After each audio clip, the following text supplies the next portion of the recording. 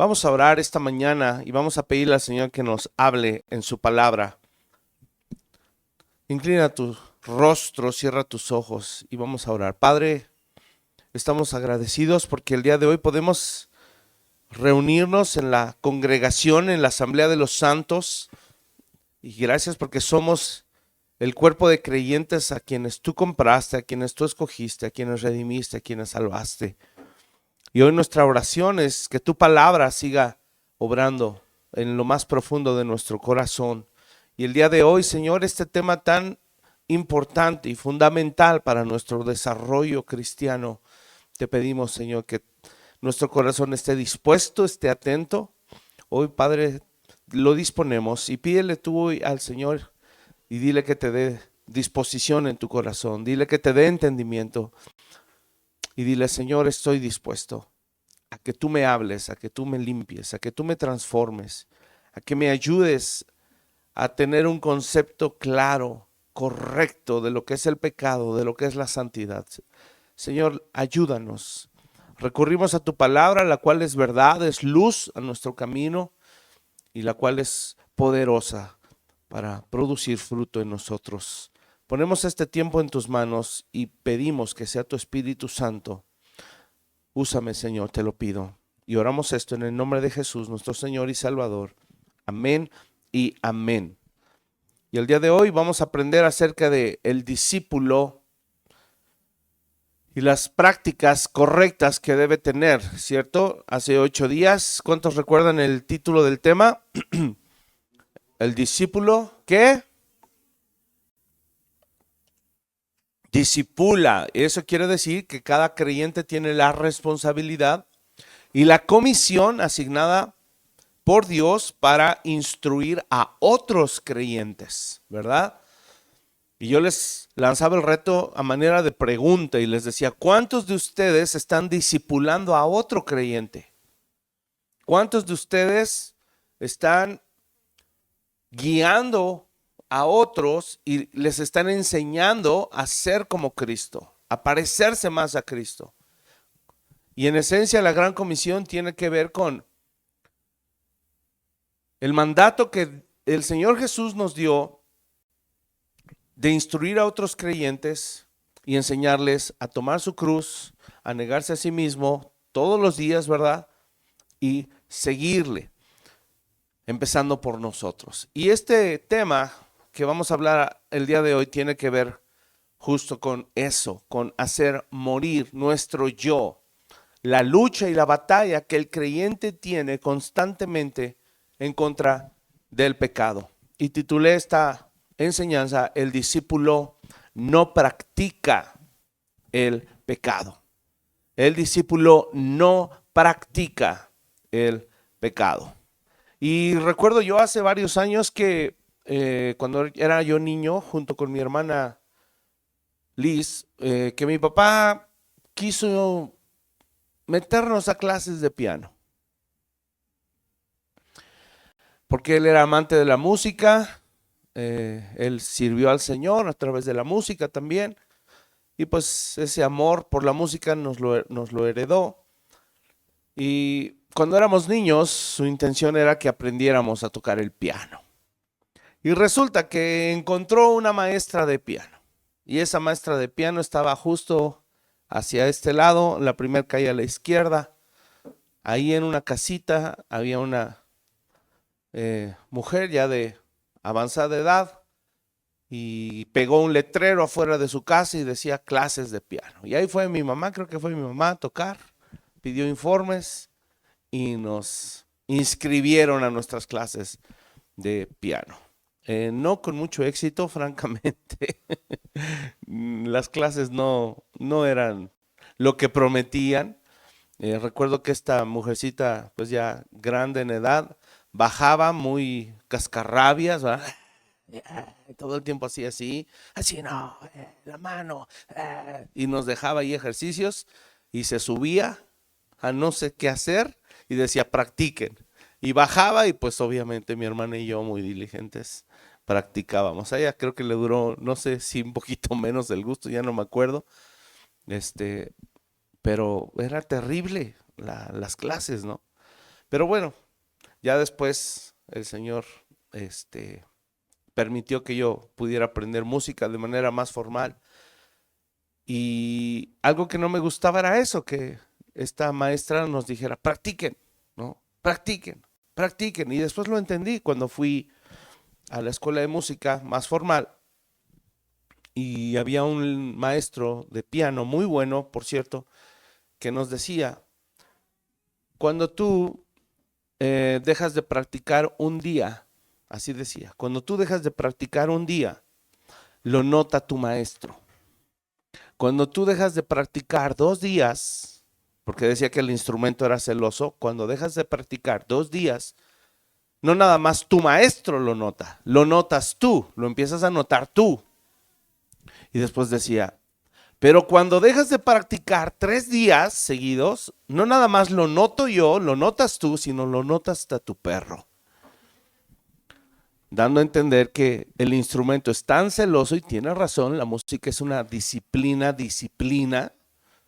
aunque es un arte y es hermosa, requiere no poca, mucha disciplina para cuidar tu instrumento y que no pierdas la habilidad. Y cuando yo preparaba esto venía a mi mente esa anécdota y todo mi desarrollo musical. Y si hay una palabra que creo que es constante en cuanto a un estudiante de música, es la práctica. Y hay una frase por ahí, ¿verdad? Que dicen, la práctica hace al maestro. ¿Por qué hablo de esto? Porque cuando hablamos del título, dice el discípulo no practica el pecado. Quiere decir que entonces hay algo que sí debe practicar, pero el pecado no. Porque la práctica hace al maestro. Y si tú y yo como creyentes, nacidos de nuevo, hijos de Dios, queremos seguir viviendo una vida que practica el pecado, ¿en qué crees que nos vamos a convertir? En maestros del pecado. Y un maestro del pecado enseña a otros a pecar de forma natural. Así es de que con eso en mente vamos a Romanos capítulo 6 para hablar acerca de este tema tan importante y espero ser preciso, ir al grano, porque en realidad este tema del pecado no hay mucho que redundar. La palabra de Dios es clara, es contundente respecto al pecado. Y además de esto que quiero que tengas en mente, que la práctica es el maestro, quiero decirte que la palabra práctica tiene que ser algo intencional. Cuando la palabra de Dios dice que no debemos practicar el pecado, significa que no sea la intención de tu corazón. Cuando uno practica música es su intención, lo hace a propósito porque quiere adquirir experiencia, quiere convertirse en un maestro del instrumento, eso es obvio. Así es que la palabra práctica se puede usar tanto para cosas buenas como para cosas malas, pero en este caso debemos tener muy en claro que el objetivo de esta prédica va enfocada a aquellos que practican el pecado, es decir, que tienen la intención de pecar. Y mira qué dice Romanos capítulo 6 a partir del verso 1 en adelante respecto a esto. ¿Qué pues diremos? ¿Perseveraremos en el pecado para que la gracia abunde? Pablo dice, en ninguna manera, porque la pregunta es retórica. Recuerda que ese recurso literario es que la respuesta es obvia cuando se usa la retórica. ¿Perseveraremos en el pecado para que la gracia abunde? En ninguna manera, no, rotundo. Porque los que hemos, ¿qué dice ahí? Subráyalo, muerto al pecado, ¿cómo viviremos? ¿Aún en él? ¿O no sabéis que todos los que hemos sido bautizados en Cristo Jesús, ¿cuántos son bautizados aquí? O sea, tu mano. Esto habla de ti y de mí. Aquellos que hemos sido bautizados en Cristo Jesús, hemos sido bautizados en su muerte. Pablo está diciendo, ¿no saben eso? Es doctrina fundamental. Si te bautizaste, tu bautizo fue tu velorio. fue tu sepultura, pero también fue el día que naciste de nuevo, fue el día de tu resurrección. Dice, porque somos, verso 4, porque somos sepultados juntamente con Él para muerte por el bautismo, a fin de que como Cristo resucitó de los muertos para la gloria del Padre, así también nosotros andemos como practicando el pecado, no, en vida nueva. Verso 5, porque si fuimos plantados juntamente con Él en la semejanza de su muerte, así también lo seremos en la semejanza de su resurrección. Sabiendo esto, que nuestro ¿qué? Viejo hombre fue crucificado juntamente con Él para que el cuerpo del pecado sea destruido, a fin de que no sirvamos más al pecado, porque el que ha muerto ha sido justificado del pecado.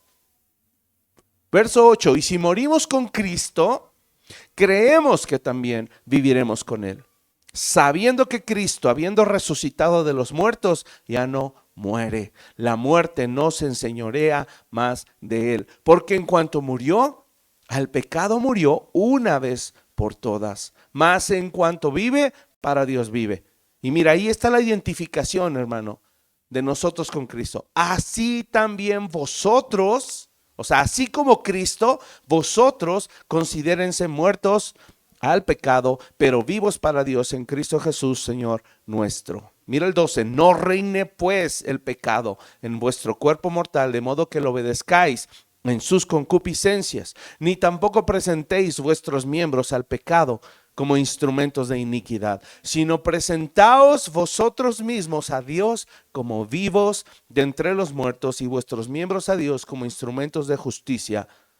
Porque el pecado, léelo, esto sí léelo conmigo, el 14. Porque el pecado no se enseñoreará de vosotros, pues no estáis bajo la ley, sino bajo la gracia. Mira un subtítulo en el verso 15, dice, siervos de la justicia.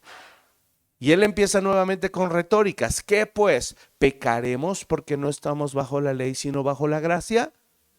En ninguna manera. ¿No sabéis que si os sometéis a alguien como esclavos para obedecerle, sois esclavos de aquel a quien obedecéis? Sea del pecado para muerte o sea de la obediencia para justicia. Pero gracias a Dios que aunque erais esclavos del pecado, habéis obedecido de corazón aquella forma de doctrina a la cual fuisteis entregados y libertados del pecado, vinisteis a ser siervos de la justicia. Hablo como humano por vuestra humana debilidad, que así como para iniquidad presentasteis vuestros miembros para servir a la inmundicia y a la iniquidad, así ahora para santificación presentad vuestros miembros para servir a la justicia, porque cuando erais esclavos del pecado, erais libres acerca de la justicia. Pero ¿qué fruto teníais de aquellas cosas de las cuales ahora os avergonzáis? Porque el fin de ellas es muerte. Mas ahora habéis sido libertados del pecado y hechos siervos de Dios, tenéis por vuestro fruto la santificación y como fin la vida eterna, porque la paga del pecado es muerte, mas la dádiva de Dios es vida eterna en Cristo Jesús, Señor nuestro. Creo que no deberíamos agregar más. Está muy claro aquí. Cuando se trata de pecado, la Biblia es muy clara, hermanos. No hay una línea delgada, en realidad. Es tan claro como blanco o negro. Así de claro es. Yo no sé si tú notas, pero cuando leemos este pasaje, al menos a mí, me deja una tensión que no sé cómo manejarla. Este pasaje causa tensión, una tensión natural. ¿Sabes por qué? Porque la vida cristiana está llena de tropiezos, errores, faltas y mucho pecado. Pero cuando leemos esto, vemos aparentemente otra realidad, vemos algo alterno, algo a lo que supuestamente aspiramos, anhelamos y queremos, pero que en realidad no lo vemos en nuestra vida. Quisiéramos experimentar permanentemente las verdades que se expresan aquí y no tener que lidiar nunca más con el pecado. Eso quisiéramos, pero es que esa es la tensión que se genera precisamente. Y desde el inicio del capítulo, si tú te vuelves a fijar en el verso 2, cuando el apóstol pregunta, porque los que hemos muerto al pecado, ¿cómo viviremos aún en él? Eso causa tensión. Si ya morimos al pecado, ¿por qué vivimos en pecado todavía? Perdóname, eso le causa estrés a cualquiera. Es un dilema. Y si tú no sientes ese dilema en tu interior, ten cuidado, justo eso es lo que vamos a aprender. Pablo cuestiona cómo es posible que si somos hijos de Dios, nacidos de nuevo, recibimos naturaleza nueva, sigamos viviendo una vida pecaminosa. Mira, vamos a explorar los versículos. Verso 4, se deja muy en claro en el verso 4 que hemos sido como sepultados juntamente con Cristo para muerte por el bautismo, y que así como Cristo resucitó de los muertos, nosotros ¿en qué podemos andar? Dice ahí, en vida nueva.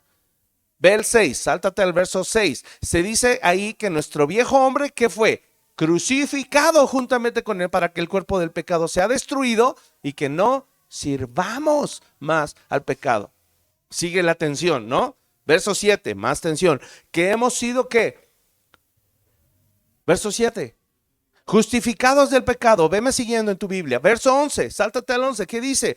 Que nos consideremos como muertos al pecado y vivos para Dios. Tensión. Verso 12, ¿qué dice? Que ya no, ¿qué? Reina el pecado en nuestro cuerpo mortal. Verso 14, ¿qué dice? Que el pecado no se enseñoreará de nosotros. Ve el verso 17 ahora. ¿Que éramos en tiempo presente? ¿En tiempo futuro? No, tiempo pasado. Éramos esclavos del pecado. Verso 18. Pero hemos sido libertados del pecado, y no solo libertados, hechos siervos de la justicia. Más tensión. Verso 22. Vuelve a decir, por si nos quedó duda, que somos libres del pecado y hechos siervos, ahora dice, de Dios. Y además tenemos por vuestro fruto la santificación. Y a veces nos preguntamos, ¿dónde está todo esto en la vida real? En mi vida cotidiana, en mi día a día, ¿dónde está? ¿Dónde se ve? Esa, hermano, es la tensión.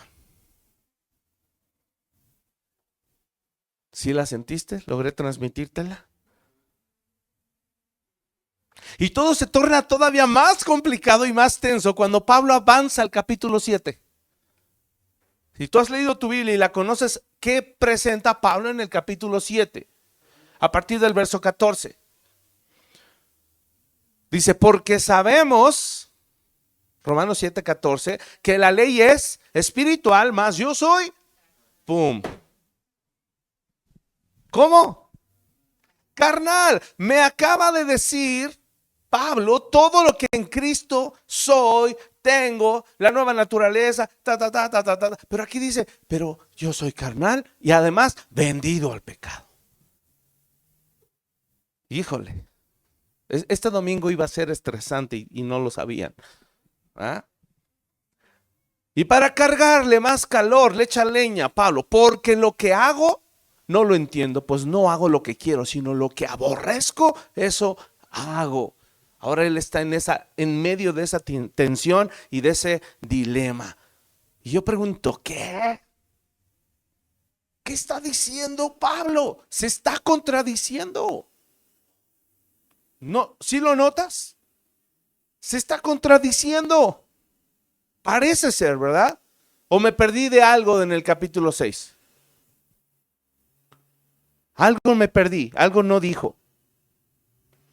Entonces, hermanos, ¿cómo entendemos este dilema? ¿Cómo disolvemos la tensión que se acaba de generar? ¿Cómo? Vamos a ver la disertación en los siguientes versículos. Mira el verso 16. ¿Ya están ahí? Dice así. Y si lo que no quiero, esto hago, apruebo que la ley es buena. De manera que ya no soy yo quien hace aquello, sino quién, sino el pecado que mora en mí. Y yo sé que en mí, está a punto de aclarar, esto es en mi carne, no mora el bien. Porque el querer el bien está en mí, pero no el hacerlo. Porque no hago el bien que quiero, sino el mal que no quiero, eso hago. Y si hago lo que no quiero, ya no lo hago yo, sino el pecado que mora en mí. Y muchos dirían, uy, pues como que no alivió mucho la tensión. Sabes, hermano, la tensión es causada porque parece ser que por un lado se nos dice en el capítulo 6 todo lo bueno que hemos recibido. Si lo notaste, ¿qué recibimos? Libertad, justificación, muerte al pecado, nueva vida, santidad, etcétera. Todo eso en el capítulo 6. Pero por otro lado, en el capítulo 7 se nos dice que somos carnales, vendidos al pecado, que el pecado mora en nosotros, incluso otra frase dice, en nosotros no mora el bien. Parece que no está claridoso. Simplemente el versículo 17 dice, ya no soy yo quien hace aquello, sino el pecado que mora en mí. O sea, ¿cómo que ya no soy yo, pero el pecado mora en mí? Pero mí soy yo. Como si el pecado siguiera siendo una fuerza arrasadora de mi voluntad, que me incapacita a obedecer a Dios. Parece que eso está diciendo Pablo, pero no es así. Pablo sigue explicando. Él dice, y yo sé que en mí, y especifica, esto es en mi carne. En mi cuerpo mortal, en mi carne, vuelvo a repetir, y anótalo, en mi carne no mora el bien. Ahora yo te pregunto, ¿tú eres tú solo por tu interior? ¿O tú eres tú por tu interior y tu cuerpo? Es todo, ¿verdad? Que somos espíritu, alma y cuerpo. Tu cuerpo no dejas de ser tú. ¿Ah? Tus cachetitos, tu pancita, tus manitas, tu piernita, tu cuerpo físico, eres tú. Pero resulta que el ser humano está compuesto de tres cosas, que es espíritu, alma y cuerpo. De hecho, la santificación debe afectar espíritu, alma y cuerpo, y lo veremos en el seminario de emociones. Específicamente trataremos el asunto de la santificación del alma. Se santifique todo vuestro ser, espíritu, alma y cuerpo, dice la palabra. Lo que Pablo está diciendo es que el pecado, hermano, está encerrado en mi cuerpo carnal, el cual sigue siendo parte de mí. ¿Vamos bien? El pecado está encerrado en tu cuerpo, que es parte de ti. Pero escucha, no reina en mí, no domina en mí. ¿Qué dice la palabra? El pecado que mora. ¿Sí te das cuenta? No es lo mismo morar que reinar o dominar. El pecado mora en ti y en mí, pero no reina y no domina. ¿Sí está claro esto? ¿Qué crees? Que antes de Cristo, ¿qué sucedía? Antes sí. Antes de Cristo el pecado dominaba, no solo moraba, dominaba, reinaba, gobernaba, arrasaba, destruía todo mi ser. Hoy ya no, porque según Romanos 6 recibí bendiciones que no merecía. Todo por la obra y la gracia de nuestro Señor Jesucristo. Pero Pablo está explicando la tensión y el dilema con el que vivimos los cristianos. ¿Por qué si Cristo ya hizo todo en la cruz, yo sigo siendo, o parece ser que sigo siendo el mismo pecador? Capítulo 7. Porque el pecado está encerrado en nuestro cuerpo carnal nada más. Es como si hubiera quedado un rastro nada más de lo que antes había morado como la autoridad en mi vida. Pero el pecado ya no es la autoridad en tu vida. ¿Puedes estar convencido de eso? ¿Puedes creerlo? El pecado ya no es autoridad en mi vida, ya no me gobierna. Ahora, la ley dice que es espiritual, ¿cierto? Y aquí empezamos a entender el dilema. ¿Dónde reside el pecado? En mi cuerpo, no en mi corazón, en mi carne. ¿Y la carne es espiritual? Por eso se contrapone con la ley, porque la ley, ¿qué es? La ley sí es espiritual.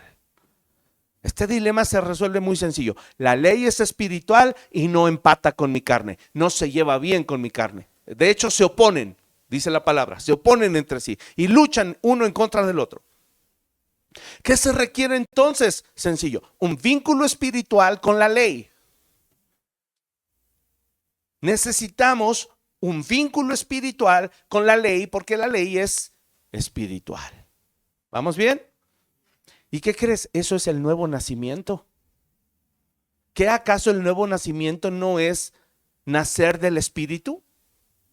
¿No es que el Espíritu Santo viene a morar dentro del creyente y somos receptores de su presencia y de su persona en nuestro interior, y que cuando Él viene a morar dentro de nosotros produce vida nueva, naturaleza nueva, mente nueva, crea un espíritu nuevo en nuestro interior, con el cual ahora sí podemos tener una reconexión espiritual con el Señor y con su ley, porque la ley es espiritual?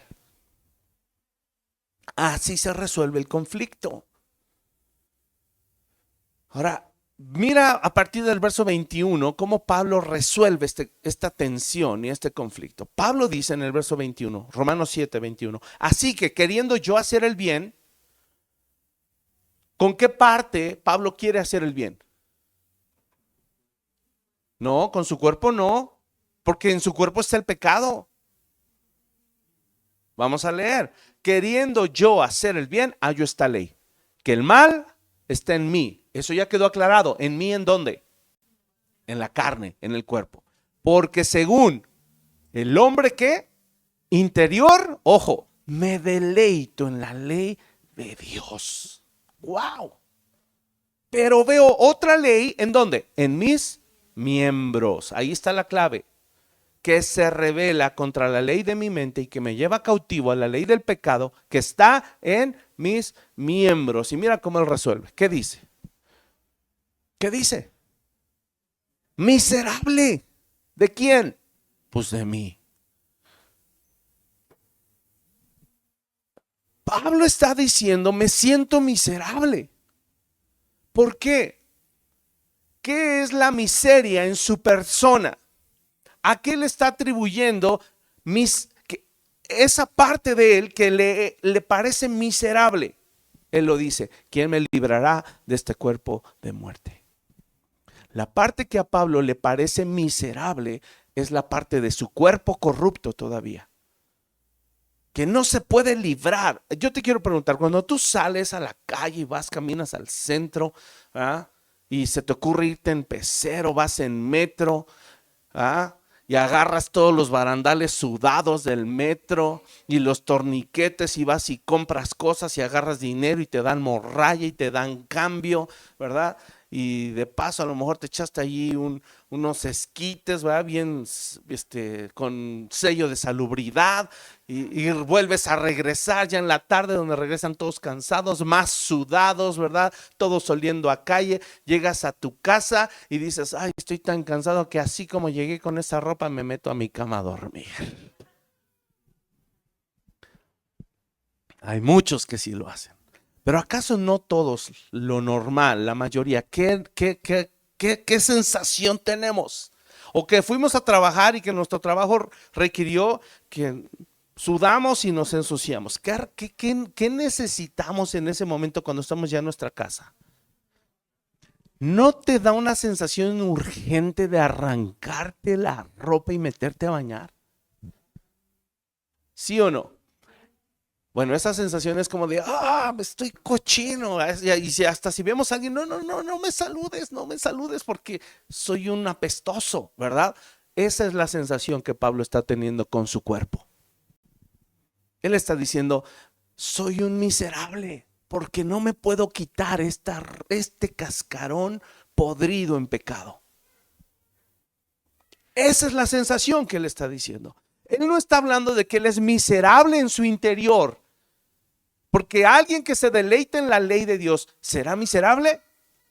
¿Se sentirá miserable cuando obedece la palabra de Dios? No, se deleita en la ley de Dios. Lo que le hace sentirse miserable es que no se puede quitar el rastro del pecado que está tatuado en su cuerpo.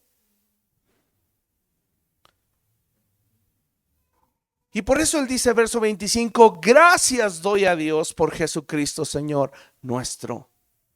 Así que yo mismo, él deja esto claro, con la mente sirvo a la ley de Dios, mas con la carne, mi cuerpo, sirvo a la ley del pecado. Pablo descubre una ley. ¿Cuál es esa ley?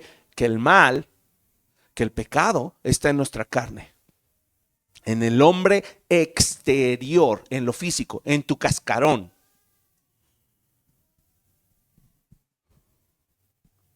Pero hay un nuevo ser, hermano. Hay una nueva persona regenerada, la cual él le llama el hombre interior, el cual se deleita en la ley de Dios. Yo diría aleluya por eso. ¿No dirías tú lo mismo? ¿No sientes lo mismo? ¿Ya te está aliviando la tensión de hace rato? Aleluya. O sea, gloria a Dios, nos podemos deleitar en la ley de Dios. Y esa es la tensión, vuelvo a lo mismo, vivimos en un cuerpo mortal donde reside el pecado, pero en nuestro interior reside una nueva criatura que aborrece el pecado. El verso 15 lo dice, si lo notaste, ¿qué dice? Pues no hago lo que quiero, sino lo que aborrezco, eso hago. Pablo está diciendo, no me gusta pecar. Tan no me gusta que lo aborrezco. Con cada fibra de mi hombre interior aborrezco todo lo que mi hombre exterior hace. Ahí está justo la tensión. Hermanos, quiero decirles que Pablo está en la posición de un creyente sumamente maduro. ¿Por qué? En el contexto de cuándo y en qué momento él escribe la carta a los romanos, él no es el Pablo recién convertido. Él no es el Pablo recién nacido. Él es el Pablo que ya pasó tiempo. Él es el Pablo que ya maduró y que ya entendió lo que el pecado es. Lo que desobedecer la ley provoca, muerte. Y aquí Pablo, él simplemente está reconociendo, porque muchos podríamos criticarlo, ¿verdad? Y decir, ay, ese Pablo, ¿cómo que sigue pecando? Ay, ese Pablo, ¿cómo que lo que no quiere hacer? Pues si no quisiera no lo haría, ¿verdad? Le falta más oración. No, no, no, no, no. No estamos entendiendo el punto de este pasaje. Pablo está actuando como una persona madura y con pleno entendimiento de lo que se trata la vida cristiana, y es una lucha en contra del pecado. No es alguien mediocre que se conforma con sus pasiones más bajas. No es alguien que se la vive coqueteando con el pecado. No, Pablo no está en esa posición. Es alguien completamente convencido de que se siente miserable porque él ama la justicia, ama la santidad, ama la ley de Dios, pero desafortunadamente vive en un cuerpo que está vendido al pecado. Él está convencido de que vivir así es miserable, porque él anhela ser rescatado, él anhela ser librado de su cuerpo de muerte. No sé si ahora entendemos la tensión. Él no se siente miserable porque Cristo no lo ha salvado espiritualmente. Él se sabe salvo, él se sabe hijo de Dios, él se sabe justificado, él se sabe que es declarado santo sin merecerlo.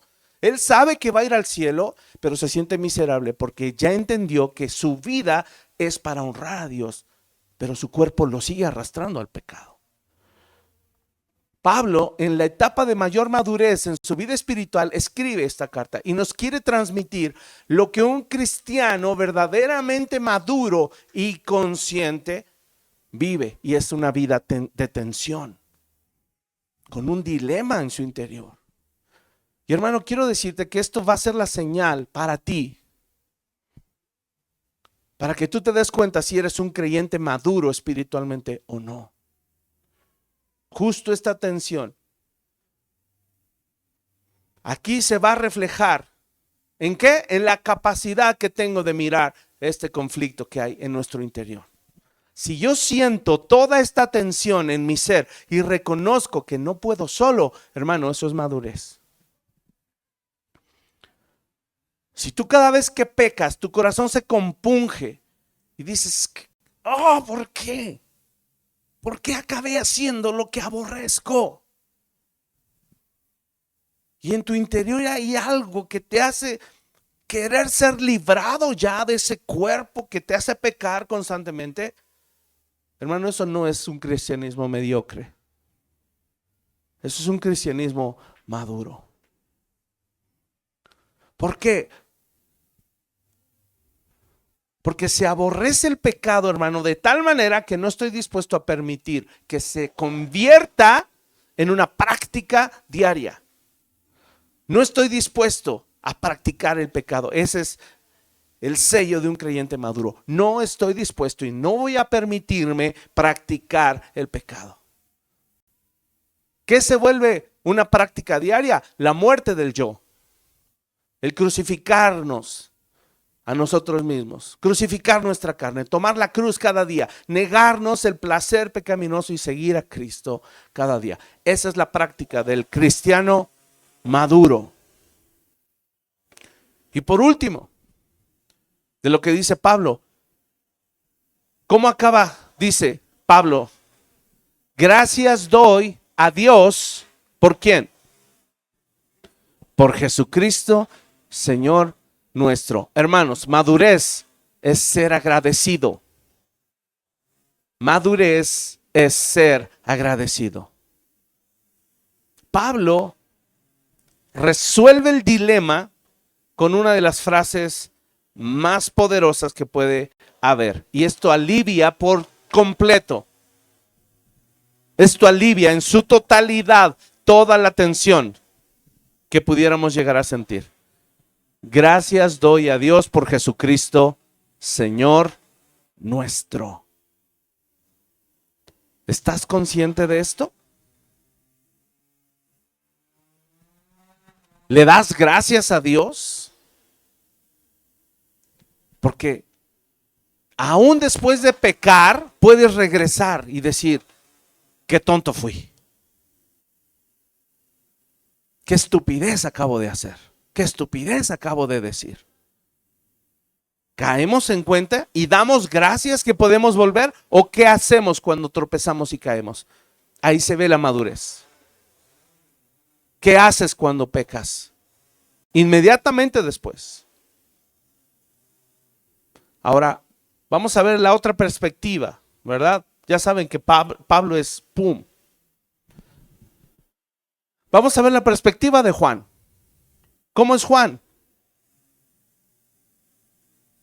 Si Pablo es así, ¿cómo es Juan?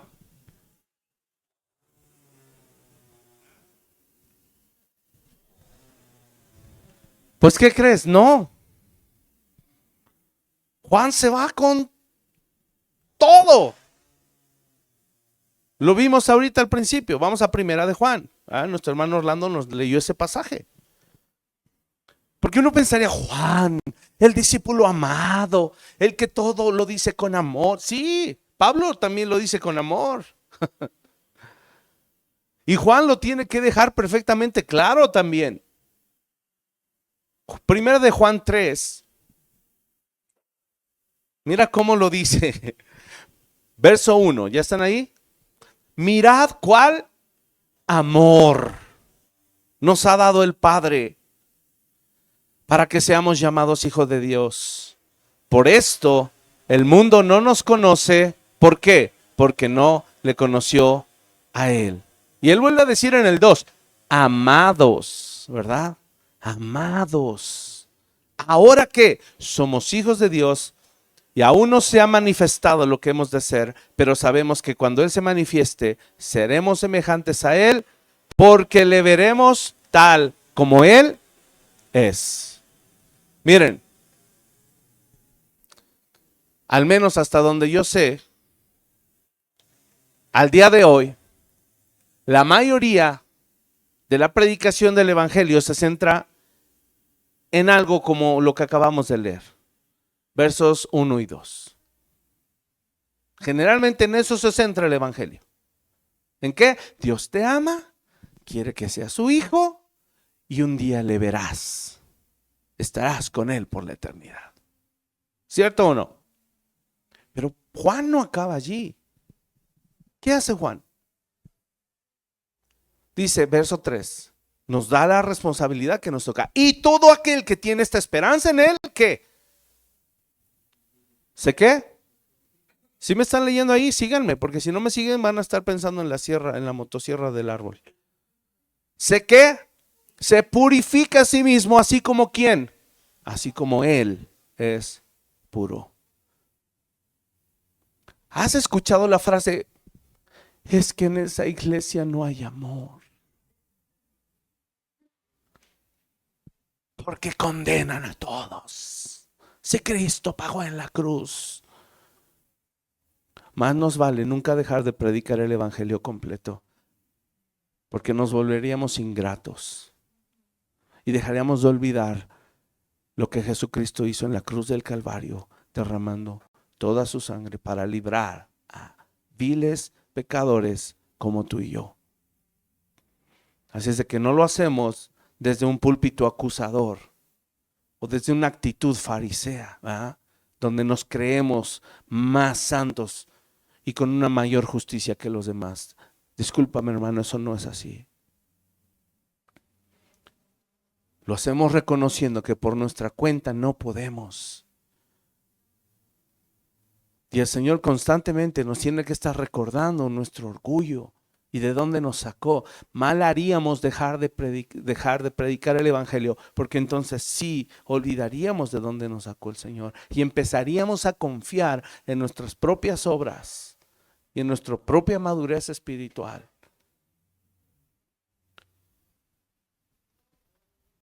Y entonces viene Juan con todo y dice, todo aquel que comete pecado, ya a Juan se le fue el amor. Ya a primera de Juan, ya no hay amor, ¿verdad? Entonces por eso voy a dejar de leer. No, tenemos que acabar de leer. Todo el que comete pecado infringe también la ley, pues el pecado es infracción de la ley. Y sabéis, aquí está la buena noticia siempre, que Él, Cristo, apareció para quitar nuestros pecados y no hay pecado en Él. Pero Él sigue en el tenor, mira el 6, todo aquel que permanece en Él, ¿qué? No peca.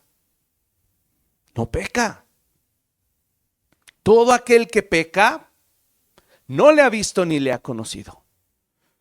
Hijitos, nadie os engañe, el que hace justicia es justo como Él es justo. El que practica el pecado es del diablo. Uf, no, estos sí ya son unos legalistas.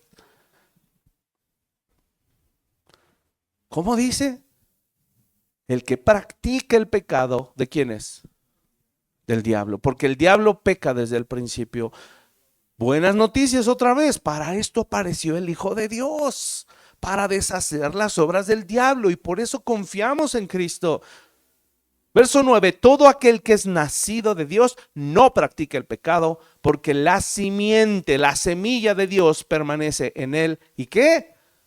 No puede pecar porque es nacido de Dios. En esto se manifiestan los hijos de Dios y los hijos del diablo.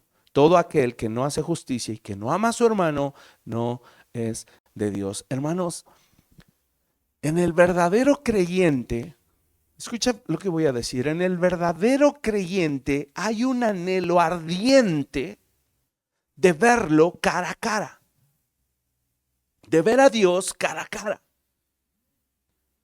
¿Sabes por qué? Porque ese será el día en que se manifieste nuestra verdadera naturaleza espiritual, con un nuevo cuerpo glorificado, semejante al de nuestro amado Señor Jesucristo, libre ahora sí, totalmente de pecado. Y hermanos, por esta gloriosa esperanza es que nos purificamos en nuestra vida constantemente, porque Él es puro y porque amamos su pureza y porque queremos verlo tal cual es Él, cara a cara, con un cuerpo libre totalmente de pecado. Juan, igual que Pablo, presenta la misma tensión, pero desde la perspectiva práctica de la persona. ¿Qué estilo de vida practicas? Es lo que Juan está diciendo. ¿Qué estilo de vida practicamos tú y yo? Eso es lo que Juan está presentando aquí. Practico una vida constante y permanente de purificación, o practicamos una vida de pecado infringiendo la ley constantemente. ¿Cómo estoy viviendo la vida? ¿Cuál es la solución? Jesucristo, él dice, apareció ¿para qué? Para quitar los pecados, o sea, la naturaleza pecaminosa. ¿Qué va a provocar eso? Que seamos creyentes con una vida que practica la justicia y la santidad, hermanos, no lo contrario. Él lo dice claro, Juan dice, todo aquel que permanece en él, o sea, que ahí se queda inmóvil, quieto, firme en la esperanza. Todo aquel que permanece en él no peca. El que peca no le ha visto ni le ha conocido. No puede ser más claro que esto. Permanezco en Cristo, no practico el pecado. Si practico el pecado, no le he visto ni le he conocido.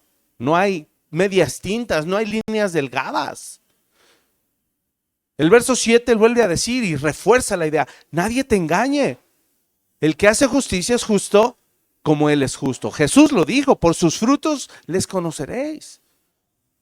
Verso 8, más claro, el que practica el pecado es el diablo, porque el diablo peca desde el principio.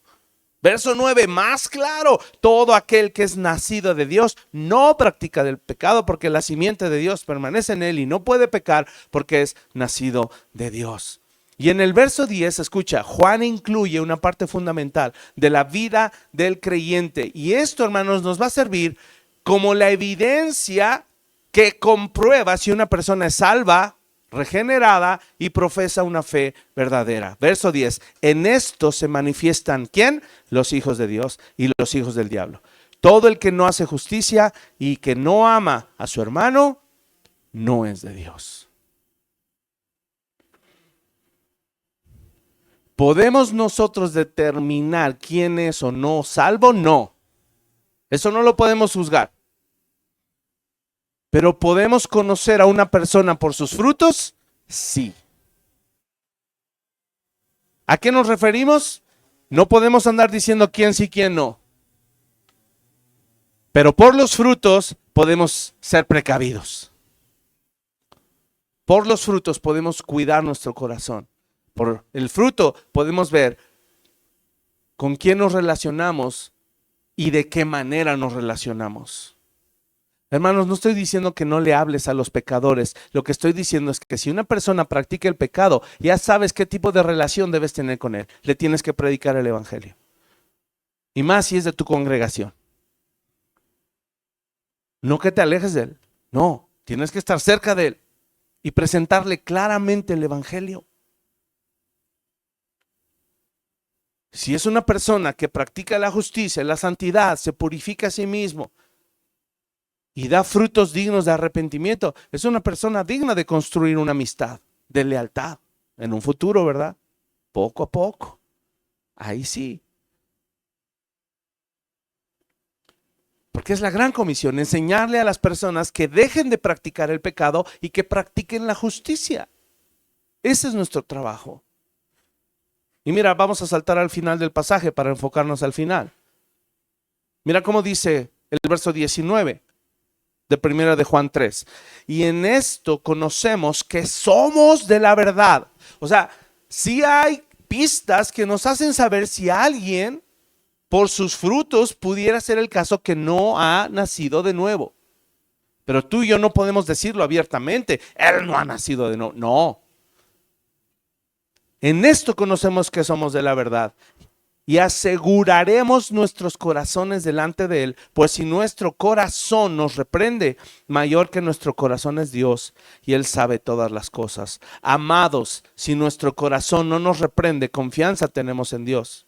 Y cualquiera cosa que pidiéremos la recibiremos de Él, porque guardamos sus mandamientos y hacemos las cosas que son agradables delante de Él. Y este es su mandamiento: que creamos en el nombre de su Hijo Jesucristo y nos amemos unos a otros como nos lo ha mandado.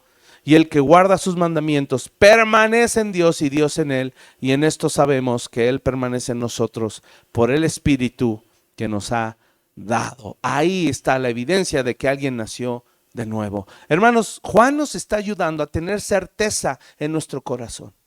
No a sentir culpa o vergüenza, porque eso ya lo pagó el Señor Jesucristo en la cruz. Al revés, Juan nos quiere ayudar a tener certeza en nuestro corazón, y él fue inspirado por Dios para que sus hijos no tuviéramos incertidumbre al vivir la vida cristiana. Hermanos, es que es horrible vivir el cristianismo sin la certeza de ser salvos. No se puede. Tú no puedes decir, soy cristiano, soy hijo de Dios, pero no saber a dónde te vas a ir, si al cielo o al infierno. Dios no quiere eso para sus hijos. Qué hermosa forma de decirlo, Juan. En esto conocemos que somos de la verdad y aseguraremos nuestros corazones delante de Él. Una grata certeza, como cantamos, ¿verdad? Es una certeza, una convicción profunda de que soy su hijo. Dice, pues si nuestro corazón nos reprende, mayor que nuestro corazón es Dios, y Él sabe todas las cosas. ¿Sabes qué significa eso? ¿Cuántos en su conciencia se sienten mal cuando pecan? ¿Verdad que sí? A eso se refiere si nuestro corazón nos reprende. Que cuando tú pecas, tu corazón, tu conciencia, que Dios ya puso y ya está renovada, te dice, pecaste, ¿verdad? Pero ¿qué dice allí? Mayor que nuestro corazón, o sea, mayor que nuestra conciencia, ¿quién es? Dios. Y Él sabe todas las cosas. ¿Qué está queriendo decir Juan? Que podemos estar seguros que Dios conoce la intención de nuestro corazón. Él sabe si en verdad aborrecemos el pecado. Él sabe si no queríamos ofenderlo. Él es mayor que nuestro corazón y mayor que nuestro sentir. Él va a traer paz a nuestro corazón y nos va a hacer sentir seguros, perdonados y amados. ¿Sabes qué significa confianza en el original? ¿Verdad?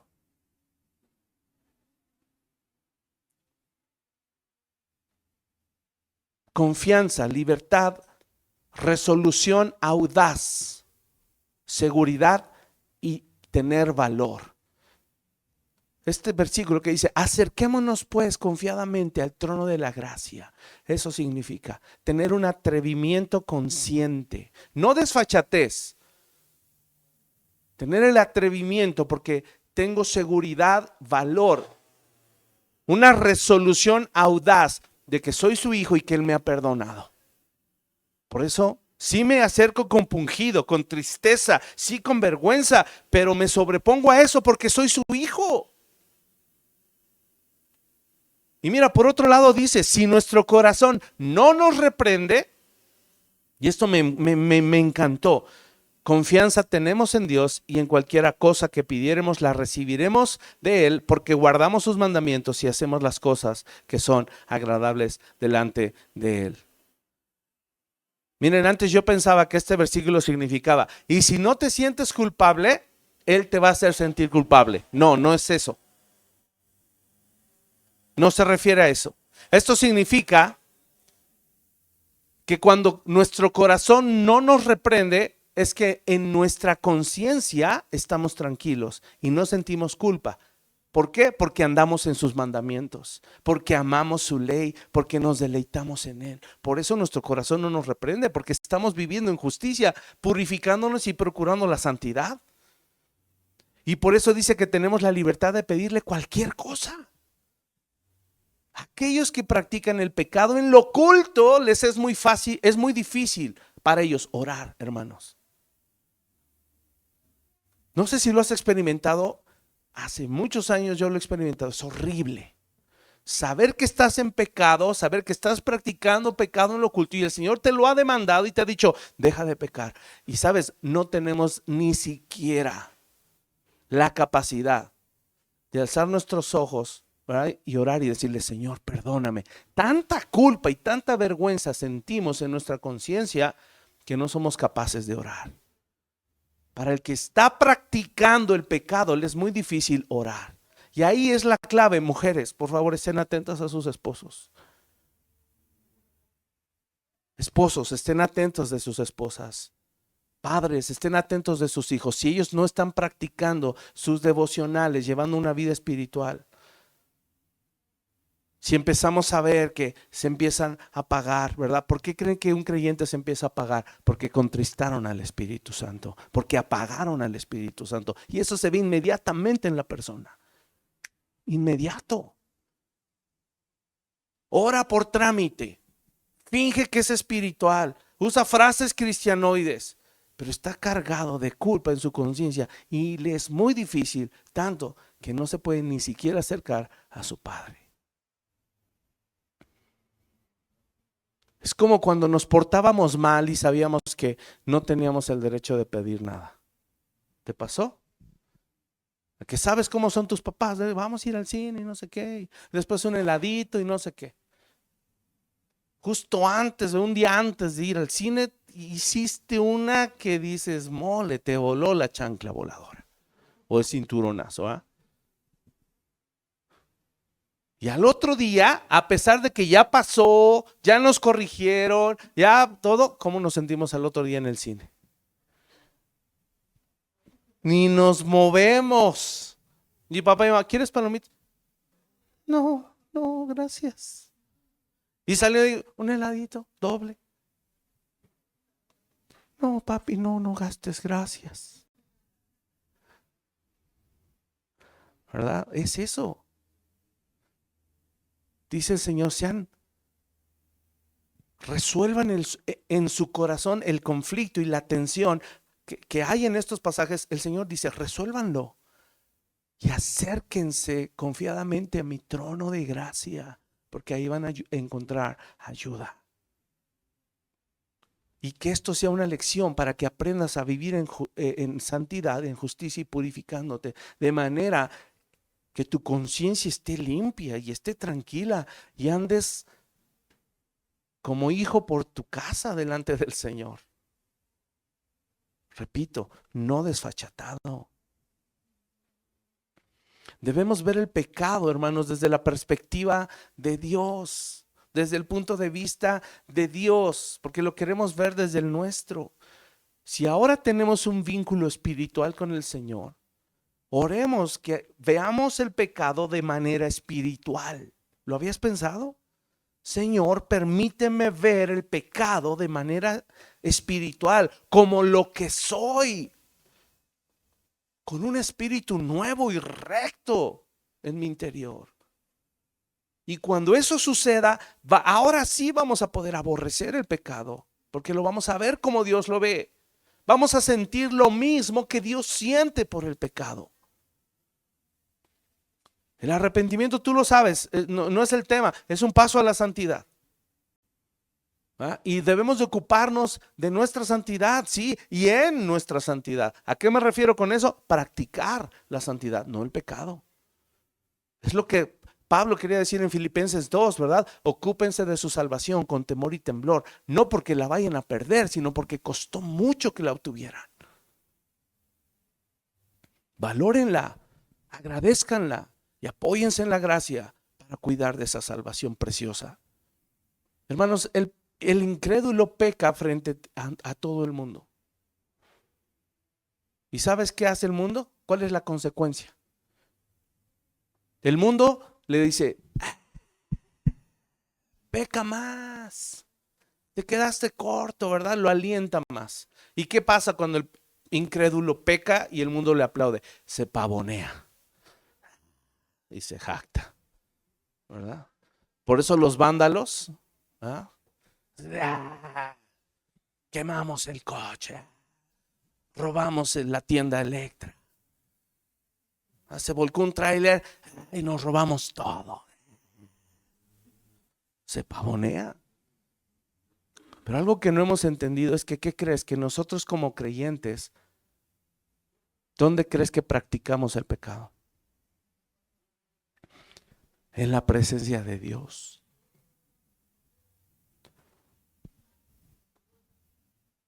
En la presencia de Dios practicamos el pecado.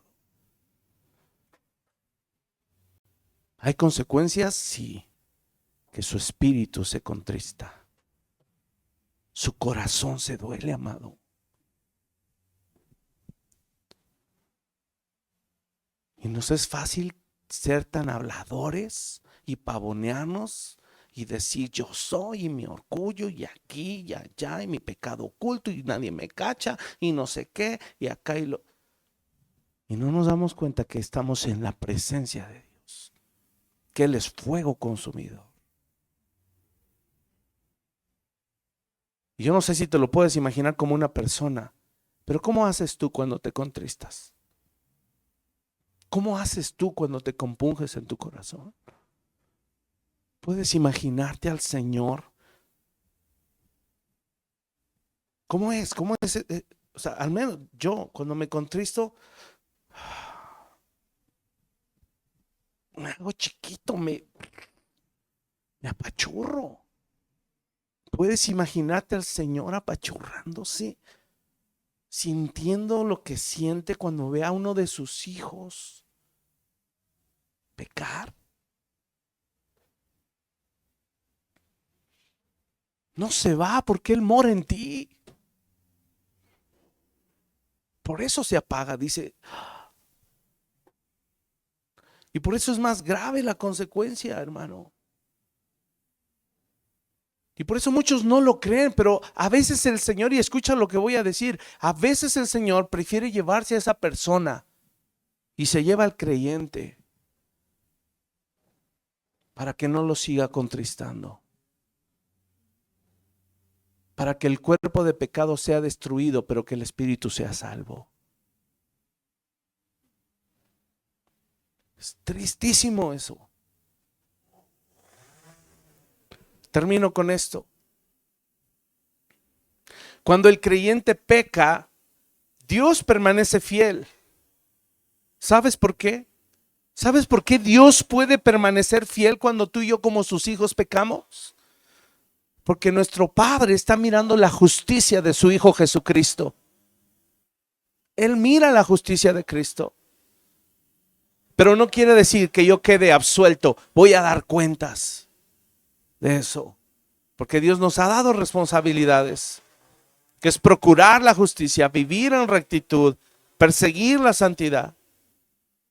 Y si tú piensas en los elementos que nos dio en la armadura, hay uno en especial, la coraza de justicia. ¿Sabes qué es? La seguridad eterna de que fuimos justificados por la fe mediante la obra de Cristo en la cruz. Eso es la coraza de justicia.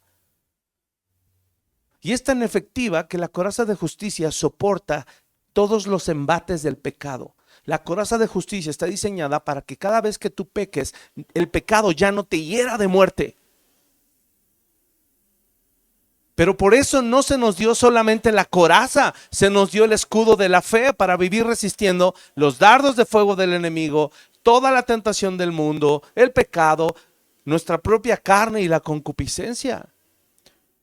Pero hay creyentes que se pavonean y andan por la vida sin el escudo, diciendo, pues tengo la coraza, denle, no me va a matar, denle, no me va a matar. Eso sería menospreciar. Tenemos que aprender a usar toda la armadura. Recuerda que arrepentimiento es cambio de mente. Dios quiere eso para ti y para mí. En conclusión, si nos vamos a arrepentir es porque nuestra mente va a cambiar. Y el Antiguo Testamento usa palabras para arrepentimiento en el Antiguo, pero el Nuevo Testamento también usa palabras distintas, pero significan lo mismo. Que sí se provoca pena, tristeza, dolor y sufrimiento. Se siente miseria por haber ofendido a Dios. Pero no es suficiente.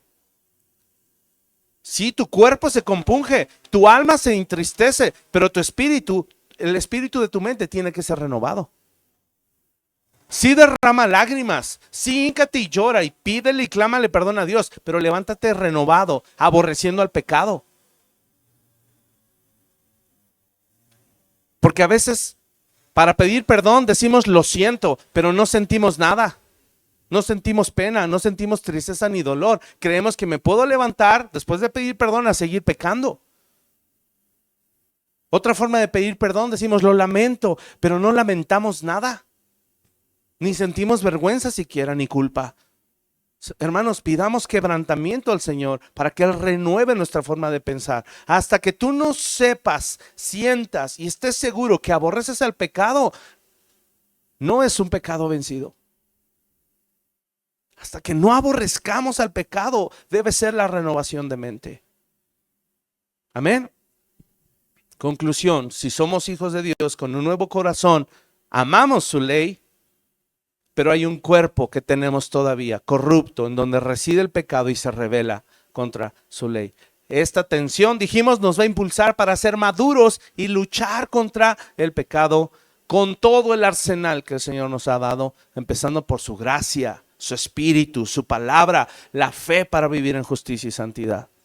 Y si entendemos que nuestro cuerpo, escucha esto, que nuestro cuerpo es una máquina de mal o una máquina del mal que produce solo muerte, seremos más cuidadosos y no le vamos a permitir ni a nuestra carne fortalecerse.